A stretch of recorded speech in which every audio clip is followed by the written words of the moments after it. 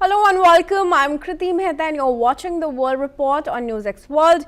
We'll start with a check of the top headlines this hour. US President Donald Trump has posted on Truth Social that he has ordered the Department of Homeland Security to, under no circumstances, get involved with protests in Democratic-led cities unless they ask for federal help or federal property is threatened. Protests have broken out against US President Donald Trump across the United States, with protesters denouncing Trump and ICE from San Francisco to Minneapolis.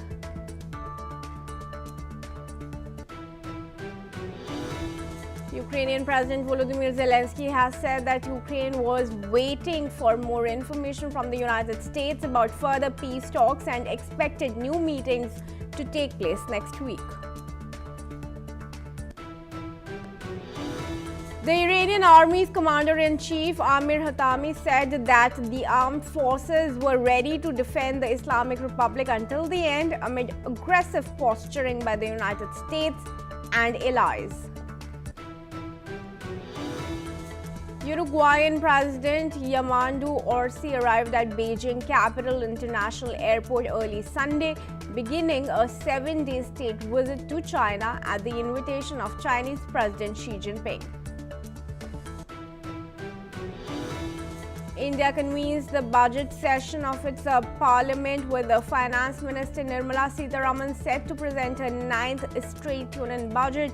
Stock markets will remain open on a Sunday due to the budget session for the first time in Indian history. Elon Musk's SpaceX wants to launch a constellation of 1 million satellites that will orbit Earth and harness the sun to power AI data centers, according to a filing at the Federal Communications Commission.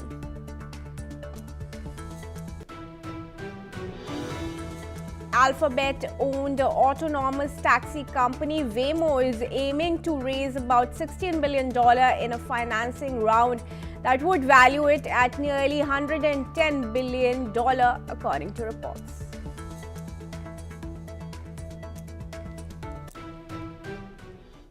All right, viewers, on to the top focus now. This morning in February, Iran's Commander-in-Chief Amir Hatami has affirmed that the military is prepared to defend the nation amid escalating protests against economic hardship and inflation.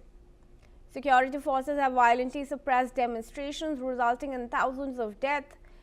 Let's in fact listen in to what he had to say. های مسلح جمهوری اسلامی ایران پشت به پشت مملو از امیران، سرداران، افسران و سربازانی است که تا لحظه آخر از این کشور دفاع خواهند کرد. US President Donald Trump has voiced his strong support for the protesters, warning of potential military action if Iran continues its crackdown. US officials confirmed that Trump is reviewing options but has not decided on a strike. Iran, meanwhile, has accused the US and Israel of inciting unrest and threatened retaliation if attacked. Diplomatic efforts by regional allies, including Turkey and Saudi Arabia, aim to prevent further escalation. The US has demanded Iran curb its missile program as a condition for resuming nuclear talks, a demand Iran has rejected.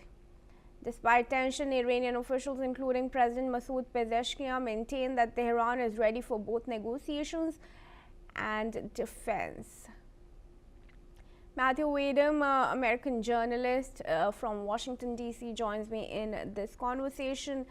Matthew, what do you think is the likely course of action, and what's your guess of US's response to the latest statements coming in from Iran? Well, as President Trump has said, about 10 or more U.S. warships are steaming their way right now towards Iranian waters, and I think that that's a pretty clear indication that President Trump probably intends to take action, military action of some sort, against Iran in the not too distant future. the two sides are talking, but I think that's just, a public relations gesture, because the Iranians are not going to stop killing dissenters, dissidents in their own country, and they're not going to give up their nuclear program, particularly uranium enrichment, which they claim is for peaceful purposes, but the U.S. claims is for military purposes. So, the two sides are talking past each other, and it appears that they are on their way to some sort of a military conflict, but I can't say what it's going to consist of. President Trump doesn't announce his strategy. Well, most of the time he doesn't. He talks a lot, and he's pretty unfiltered in what he says, but he hasn't said exactly what he's planning to do. But I think that his threats against Iran need to be taken seriously. I think that Iran and the Iranian people are taking them pretty seriously at the moment too. How ready do you think is Iran really for retaliation? Of course, that message has been coming out time and again from Iran, but what do we really know about Iran's preparedness? Well, I'm kind of a generalist on this topic, so I can't tell you what specific, what do they have in terms of airplanes, in terms of fighter jets, and missiles and so on. But I think that they have a fairly hefty missile program, and they intend to use it if need be. They also would likely target American bases in the region, and would likely lash out at Israel as retaliation if the United States strikes Iran. And it was my understanding that the United States has held off on attacking Iran directly for the time being, because Israel said it wasn't prepared to defend itself properly and needed some time to prepare. And I think that this happened a couple of weeks ago, and that Israel might feel more confident about its ability to defend itself right now. I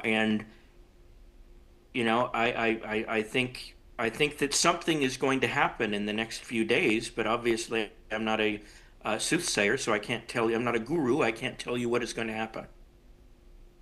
Matthew, stay on then with us. Let's proceed. Sure. And now moving on, viewers, Danish Defense Minister Troels Lund Poulsen and Greenland's Foreign Minister Vivian Motzfeldt visited Danish troops guarding the Buxtehude electric power plant in Greenland. Greenland and its people were thrust into the global spotlight last year when Trump revived his demand that US take control of the island for national security and to access its abundant mineral resources. Trump has since backed away from threats the US could take the island by force and said he had secured total and permanent US access to Greenland in a deal with NATO, but much of the detail remains unclear. Poulsen stated that Denmark intended to have a stronger military presence in Greenland. Meanwhile, Motzfeldt has commented the importance of the exercise in the Arctic. Let's hear that statement.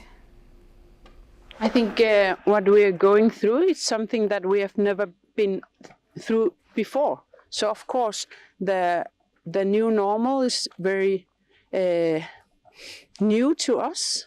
And have the feeling of that you are not standing alone is very, very important for the Greenlandic people. So that's why we are here, also to show how thankful we are, and the situation demands that you know how to protect Arctic. That's why we also do all these exercises. If you do it in the Arctic and if you do it in a place that is not Arctic, it's completely different. Request Matthew to join us back in this discussion. Yes. Matthew, Denmark, Europe, they have all rushed their troops towards Greenland. The NATO is pushing for increased security in the Arctic. Should that really address Trump's concern and prevent him now from really acquiring Greenland as he wished to? Well, I think I said, I've said on your TV network in the past, I don't think Trump really intended to seize Greenland by military force. I think this was an opening bid or gambit, you might say. This is the way the man negotiates, and so he makes like a strong or seemingly bizarre or outrageous demand that Greenland be ceded to the United States by Denmark, and then moves to a more reasonable demand after everyone freaks out and starts screaming, and then the subsequent demands are more agreeable. And I think that what the Trump administration was aiming at here was bolstering security in the Arctic, because they think that they view Greenland as integral to U.S. national security, and they want Europeans and Danes to do more to safeguard Greenland and the Arctic region with its shipping lanes and what have you. And so if what is happening now, if the Danes are now taking a greater interest in sending troops to Greenland, and the European Union has also been sending troops to defend Greenland, this is a win in Donald Trump's calculation, because I think that's what he wanted to begin with. So I think that things are, in their own strange and hard to understand way, I think this is a win for President Donald Trump. I think this is what he wanted. Did he not really then want the access to the resources, the mineral-rich resources that Greenland is known for? Oh, he still wants that. He still wants that, definitely. But this can be, a subject of negotiation with the Danes. They have some access. I know that they have a right to have, by treaty, they have a right to have limited military installations there. But I think that Donald Trump wants the United States to have access to minerals, have mineral rights mining rights in Greenland. They want the rare earths that are there, and they want greater access to that for U.S. Interests. So he still wants that, but that can be accomplished through negotiation and diplomacy. And I think that's probably what's going to happen now that things are starting to cool down on the Greenland front in terms of the Trump administration's demands. All right, Matthew, thanks then very much for joining me in this discussion. And we now move on, viewers. Thousands of protesters, both Arabs and Jews, took to the streets of Tel Aviv demanding action over a sharp rise in violent crime in Israel's Arab community. Demonstrators accused the government and police of years of neglect, saying failures in law enforcement have allowed criminal gangs to operate with impunity. Families of victims joined the march, holding photos of loved ones killed in recent years. Since the start of 2026, 27 Israeli Arab citizens have been killed. Arab leaders say between 230 and 250 homicides were recorded each year in Arab communities between 2023 and 2025. Lawmakers warn that without urgent action, the bloodshed will continue. Let's listen in. Today, the people gathering here is one of the biggest demonstrations that were organized by the Arab community in Israel and left political parties from the Jewish Israeli side, as well saying no to crime, no to organized crime, stating that the people are here in pain and they need help, and that the government has been neglecting this case of crime and bloodshed in the Arab community for the last 20 years. We ask the government to act on what's happening on our streets and to keep... We are here to protest against the crime in the Arab society in Israel, against this government that it came as and bring us to this situation in the Arab society. We are here to have our loud voice against this government and to bring our voice as Arabs and Jews. Thousands of both Arabs and Jews are demonstrating here in Tel Aviv in order to demand personal security because of the increasing murders in our Arab community led by gangs. These gangs are acting almost freely without any combat of the police against these gangs.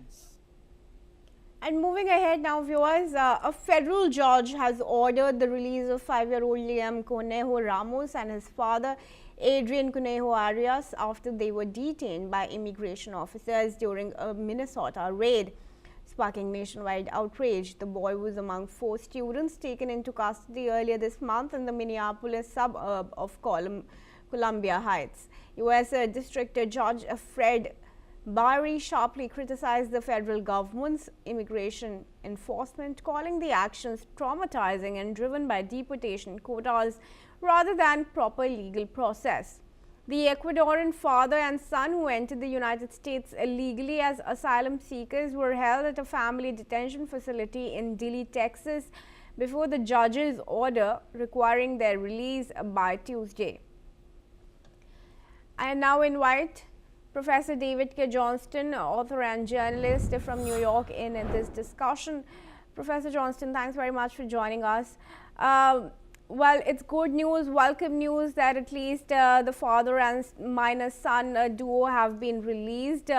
But clearly it's taken 2 American citizens' lives for this really to, for it to set a precedent and for their release to really happen. It's, I think, something that has shaken not just the United States, the entire world, and now we're seeing some progress in the methods of ICE.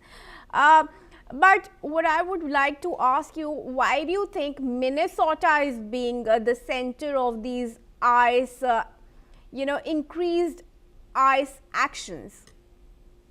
Kriti, I think there are 2 principal reasons that Donald Trump sent his goons to Minneapolis.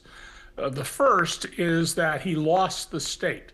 And across America, it is in states that voted for the other candidate in 2020 and 2024 that Trump has focused the really aggressive tactics like grabbing a 5-year-old boy, in one case in Chicago, zip tying, that's a kind of plastic handcuff, a boy so small he was in diapers. The second reason is the murder of George Floyd by Minneapolis police officer Derek Chauvin. And Chauvin is serving a long prison sentence along with the 4 other officers who were involved. And Trump was livid about that case. He believes Chauvin should not have been charged, despite putting his knee on Mr. Floyd's neck for 9 minutes, which is the cause of his death. This is Donald taking out revenge and retribution against people who he doesn't like, whose voting he doesn't like. Now, Professor Johnston, you've of course known Donald Trump for many years and very closely. Donald Trump has not historically had very good relationships with mayors of different cities. He's also now speaking against the Minneapolis mayor, Minnesota governor. Anybody that really does not follow Trump's line of thoughts is basically met with aggression. Do you think some tinkering can be done there? No, I mean, Donald is who Donald is. Leopards don't change their spots. And Donald was, for example, a very courting of the corrupt mayor of New York City, Eric Adams, and had leverage over him through a federal case accusing him of corruption that he could pursue or not pursue, depending on whether Mayor Adams, who's now out of office, would do what he wanted. And we've seen this around the country, and these are similar to the tactics Trump used during his career, leveraging people, paying for negative information on people and threatening to disclose it publicly or to a spouse to obtain advantages in deals. And that's all we're seeing here is a continuation of his lifelong practices, which have nothing to do with law enforcement, proper law enforcement, or his promise that he was going to have immigration agents go after the worst of the worst, rapists, murderers, drug dealers, at the same time that he has been granting pardons to some of the biggest drug traffickers and drug financiers in the world, and to a number of sexual predators, including one he gave a pardon to on Friday. Right, Professor, finally, what really is the ground situation in Minnesota right now? How are protests taking place, and what kind of, how is the police and authorities really reacting to protesters there? Well, the protests are continuing. People in Minnesota are used to being out in 0-degree weather, and if anything, they have grown larger in the past few days. There's a new incident that's come about where a woman who was following ICE officers to find out where they were going was suddenly stopped on a road. Guns were drawn. She was threatened with being shot. And the local police chief was the one who got her freed and took her home. So the tactics, these very aggressive tactics that are just not those of professional law enforcement, something I've studied and written a great deal about. They are not being pulled back in any significant way. ICE is also going after journalists now, and going after people with cell phones, because the reason there was so much upset over the 5-year-old boy, Liam Caneo, is because of those cell phones. And this goes to Gandhi's great lesson about provocative but peaceful resistance. And that is, there's something in the human heart that when you see unnecessary and pointless brutality and cruelty, it affects large numbers of people and gets them to begin questioning the legitimacy and the conduct of government. Right, Professor, this of course is a subject of longer discussion, but for now that's all the time that I have. Thanks for joining us, and we move on. Viewers, San Francisco streets are filled with car horns and chants on Saturday as demonstrators rallied against U.S. President Donald Trump and immigration and customs enforcement, decrying federal immigration policies and demanding broader political accountability. Many held signs condemning ICE enforcement tactics while expanding their grievances to include criticism of public figures they linked to administrative policies. The San Francisco demonstration was part of a wave of anti-ICE protests taking place across the United States over the weekend. The rally occurred amid a social media post by President Donald Trump directing the Department of Homeland Security not to deploy in protest in Democratic-led cities unless local officials request federal assistance or federal property is threatened. Despite that, Trump affirmed that ICE and Border Patrol personnel would continue protecting federal buildings as demonstrations continue. I am virulently opposed to the current administration. I think Trump is a monster. I can't believe anyone still believes that he's like good at anything, because he's nothing but a felon and a failure and a rapist and a pedophile and possibly a murderer. So yeah, of course I'm out here. Well, every day there's something new. I mean, you think it's bad one day and then the next day it's worse. They're going after everything that makes this country great. I hope what will happen is that more people will wake up. It's true that peaceful protests, nonviolent protests, is what brings down dictatorships. It was a huge sacrifice for that, but that's what we need to do, and people need to wake up to this. In tech news, before we wrap up with the bulletin, now Elon Musk's Spacex is seeking approval to launch a massive constellation of up to 1 million satellites to power AI data centers from orbit. The plan, filed with the US Federal Communications Commission, would use near constant solar energy in space to run AI systems, cutting costs and reducing environmental impact. The filing comes as SpaceX and Musk's AI company XAI hold talks to merge ahead of a potential blockbuster public offering later this year. SpaceX says fully reusable Starship rockets could make large-scale deployment possible. Only about 15,000 satellites currently orbit Earth, making this a highly ambitious proposal that requires regulatory approval. Viewers, that's all we have time for. Thanks for watching NewsX World for all international news and updates.